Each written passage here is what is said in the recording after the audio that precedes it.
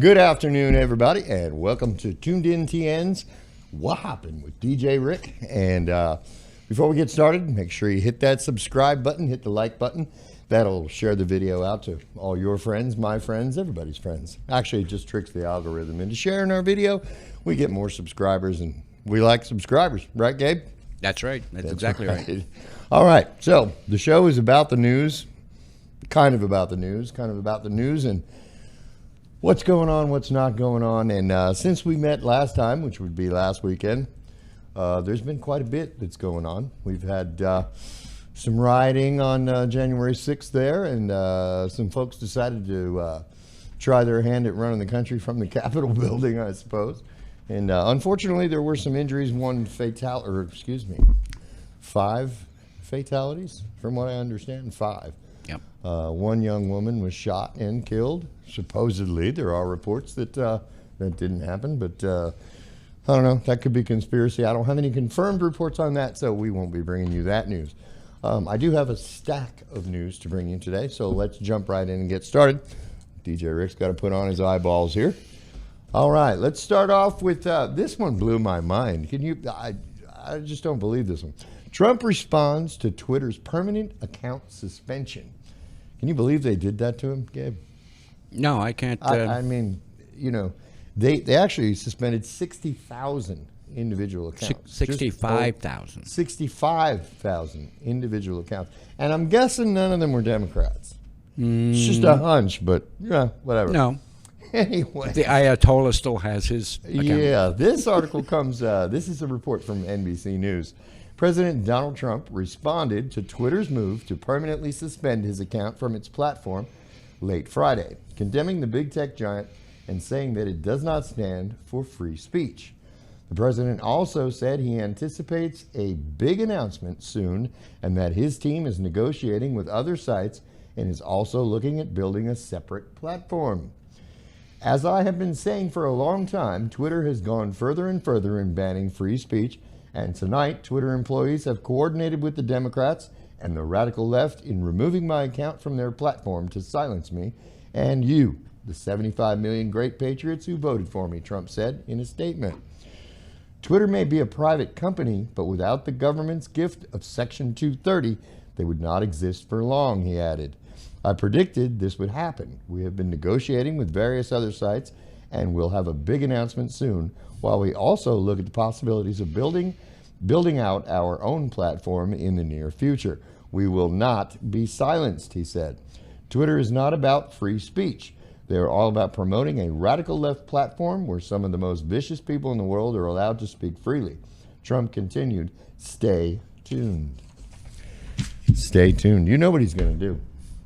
He's going to start he's either going to make a deal with Parler or somebody who's already got a platform, or he's just going to start his own platform. You know, which that might not be a bad thing. I agree with him. I mean, that might not be a bad thing. Yeah, well, the next article will explain why he really can't. You know, I mean, if he just gets involved with Parler, that has its problems too. And the next article is about that. Parler removed from Google Play Store. Apple threatens ban. From what I understand, Amazon is now threatening a ban as well, and that's where Parler's servers are through Amazon. So that could be an even bigger problem. Google removed the Parler's social networking service from its App Store, saying that the app will remain suspended until the developers commit to a moderation policy that could handle objectionable content on the platform. In order to protect user safety on Google Play, our long-standing policies require that apps displaying user-generated content have moderation policies and enforcement that removes egregious content like posts that incite violence, Google said in a statement. All developers agree to these terms, and we have reminded Parler of this clear policy in recent months. We're aware of continued posting in the Parler app that seeks to incite ongoing violence in the U.S. We recognize that there can be reasonable debate about content policies and that it can be difficult for apps to immediately remove all violative content. But for us to distribute an app through Google Play, we do require that apps implement robust moderation for egregious content. In light of this ongoing and urgent public safety threat, we are suspending the app's listings from the Play Store until it addresses these issues. In suspending the service, Google, whose software powers Android phones, cited its policy against apps that promote violence and gave recent examples from Parler, including a Friday post that began, and I quote, "How do we take back our country?" About 20 or so coordinated hits, and another promoting a million militia march on Washington. Google never gave us any warning, Parler told the Epoch Times in an emailed statement. The justification for the removal was screenshots shared on Twitter, ironically allowed by Twitter and ignored by Apple and Google, of content that was banned on Parler for violating their terms of service. This is not an attack on Parler. This is an attack on our basic civil liberties and right to free speech. Now, you know, I get it. They're using their terms of service and the possibility that it's inciting violence and this and that. But they're using that as cover. That's simply cover to get rid of the conservative voice. I mean, if you disagree, it's almost like the Democrats, now they have everything. They have the White House, they have the Senate, they have the House. They think if you don't bend the knee and say, okay, you're in charge and whatever you say goes, they're just going to get rid of you. That's it. You know, I'm not even sure if I talk about this stuff much more in depth, how long our YouTube videos will stay up. Because after all, YouTube is owned by Google. And we're not talking about any type of election fraud or anything like that, which is what the recent buzzwords have been. If you want to get kicked off YouTube, just go ahead and talk about how it wasn't a free and fair election, and they'll be happy to escort you right out the door. Well, we've been lucky. We haven't had anything like that. But then again, we're small time. You know who else is in real trouble with the Amazon thing? Who's that? Fox News. Fox News is in trouble with Amazon. Yeah, because all their data networks go through the Amazon fiber clouds. Oh, well, see, that's the thing. Jeff Bezos has got, you know, he's got a little control there. I mean, if they take down their servers, they're done. Yeah, everything. Transmission, everything's gone. Yeah, I mean. That's their internet access. Yeah. Now, can they come up with, what Parler needs to do is come up with their own server farms. But again, that's not, it's not inexpensive. I mean, that's going to cost a fortune. Not that they don't have money. Parler's been getting, I mean, there's new Parler members, or whatever they call them, platform users, in droves. I mean, Parler stock is going through the roof. But they've got probably a good month to redirect their circuitry, everything. Well, that's what I'm saying. I mean, they're going to be down. Yeah, they're just going to be gone for about a month. It's going to happen. It's coming. Yep. No doubt about it. Hopefully, we won't be gone. No. But, you can always find Gabe and DJ Rick right here on tunedinradio.us. Don't ever forget that. You can go to the website at tunedinradio.us, or you can check us out on Facebook. We're still there. And or we'll come on redirect down. you as to where our show may be. Or come on down and visit. Or come on down and visit. Oh, wow. Yeah. If you're in Maine or wherever, come on down and visit. You know, Exactly. We don't care. We'll put you up at Gabe's house. Don't worry about it. Maybe. Kat won't mind. No. No, not at all. She's good people. She won't mind. But if we do disappear, I'm looking into making not a move, but we're gonna probably be on 2 platforms. We'll be on YouTube, but I think we're going to start on Rumble as well. Although Rumble will be the next site that they do something to. You know, they're reaching out trying to get rid of conservative voices or even mainstream. You know, I try to kind of straddle a little bit. I'm obviously conservative, but I try to be fair, at least when I report on the Democrats, which is, believe me, it's difficult to do. You know. At times. Oh, those crazy liberals, crazy lefties, Actually, they're not even liberals. It's the progressive left. It's the situation. Liberals are, I mean, you take Tim Pool. Tim Pool used to be a liberal. He voted for Obama. Mm-hmm. And then Obama got in so many wars and whatnot and didn't do what he promised. Hope and change was a crock. And so in Obama's second term, Tim Pool didn't vote. So now he's moving towards the center. And then he saw Trump come along and he thought, well, what the heck, we'll give it a shot. And he actually voted for Trump, which is that's the amazing thing about Trump and this populism movement is that you've got people that used to be liberals voting for the Republican candidate. So, I mean, and in many ways, the parties have almost switched. If you think back to the early 80s when the internet first started, it was left-wing radicals that had problems with, at the time, the government, Reagan especially, was talking about implementing some regulations on the internet in terms of some censorship. And, I mean, the left was all crazy about it. Oh, heck no, you can't. It's free speech. You can't, regulate the internet. It's not television, this and that. And they used to be the fight for no censorship and freedom of speech. And in a mere 30 years, here we are, completely reversed. Now it's the Republican president saying it's, we should be able to say whatever we want. And now the left is, you could say whatever you want as long as it's our narrative. Conforms to our speech. As long as it conforms to what we think is true and correct and just, then you can say it. Anyways, it's just getting crazy. The next story, you're going to love this one, Gabe. COVID-19 gives rise to antibiotic-resistant mutant super gonorrhea. Damn. Yeah. Careful where you stick it, kids. Yep. It's antibiotic-resistant, just so you know. Oh, what is it now? Well, there's a COVID-19 pandemic that's still going on, and the massive overuse of antibiotics to treat the coronavirus is setting the perfect scene for another disease to flourish. That disease is gonorrhea, and not just any gonorrhea. The World Health Organization is warning the gonorrhea we all know and hate is rapidly mutating into a drug-resistant, turbocharged super gonorrhea. According to the WHO, should the super gonorrhea go untreated, it could lead to a 5-fold increase in HIV transmissions.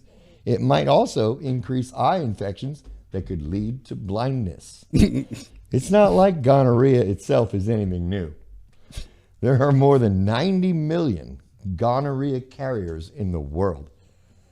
Dadgummit, man. 90 million? That's a man. They're just carriers, so I guess you wouldn't know it. No, I guess you wouldn't. Yeah. And that's the good news. But the bad news, according to the WHO, that this number is rising by 17% each and every year.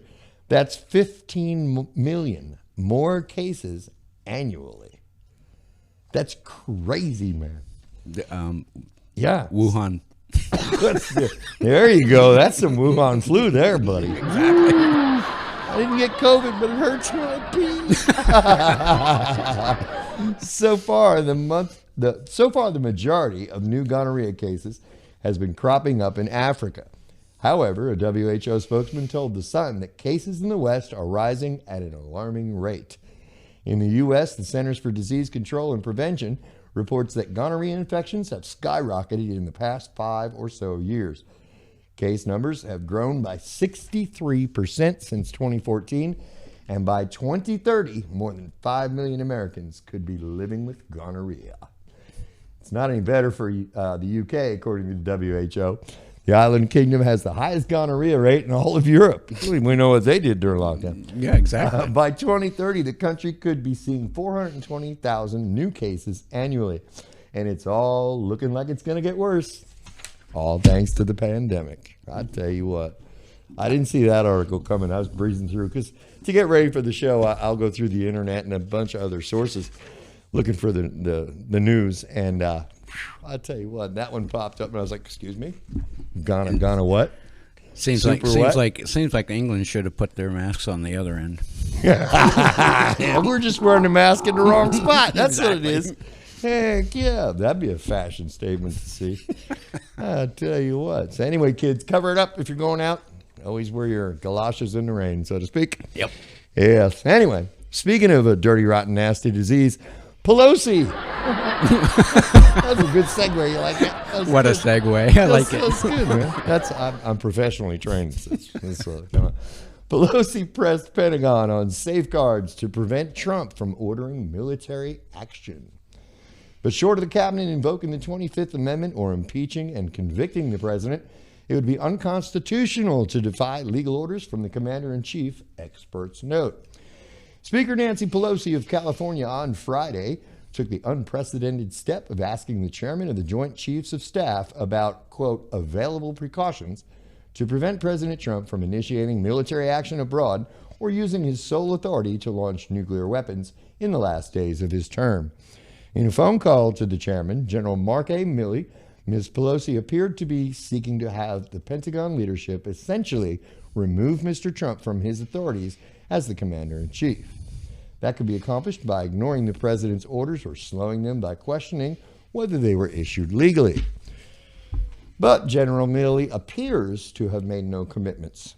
Short of the cabinet invoking the 25th Amendment or removing Mr. Trump through impeachment in the House and conviction in the Senate, it is unconstitutional to defy legal orders from the commander-in-chief.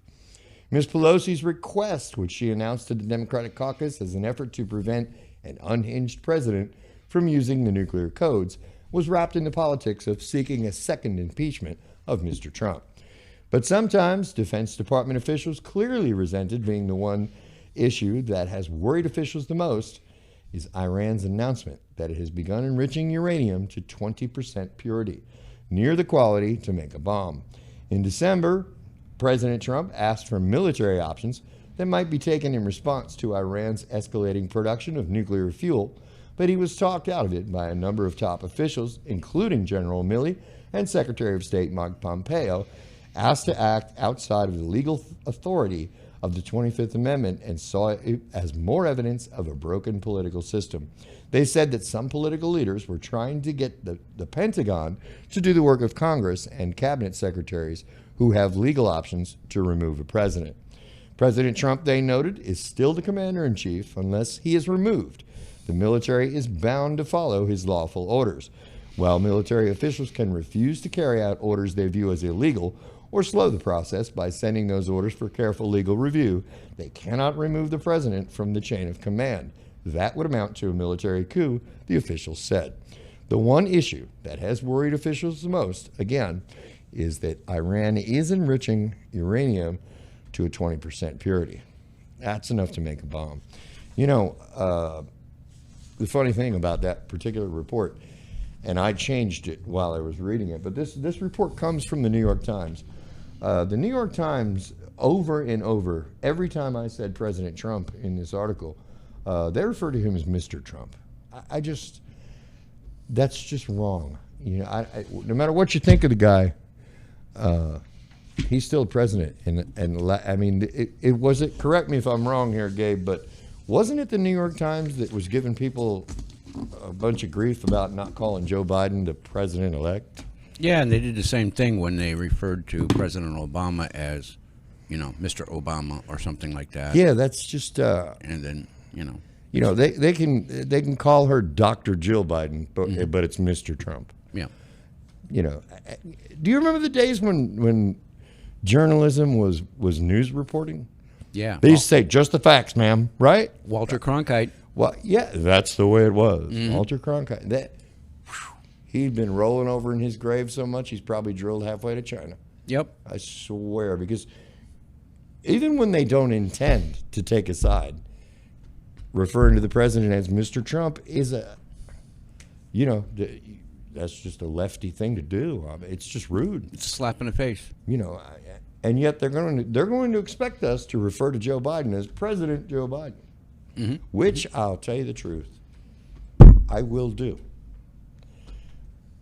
Because, you know, and I was thinking about this the other day, and I'm sure there are a lot of people out there that are thinking about, matter of fact, I've had people say to me, the America that I was born and grew up in is gone. And I, you know, I've been really wrestling with that idea recently.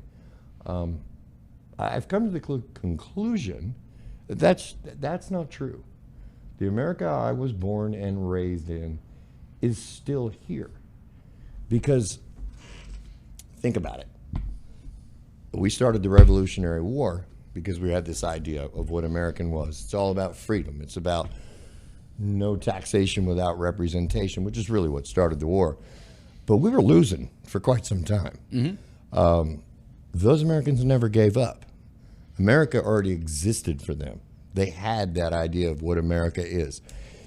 And that's really what America is. It's not about who's in office right now and how wacky the laws seem to be going and how much we disagree with what's going on right now. And God knows, well, at least 75 million people in this country disagree with the outcome of this particular election. Hell, 40% of them think that it wasn't legitimate, or more than that, actually, 40% of overall, but 70% of Republicans don't believe it was legitimate. But America does still exist for me. The America I grew up in, the one where you, every morning before school, you put your hand over your heart and, I pledge allegiance to the flag.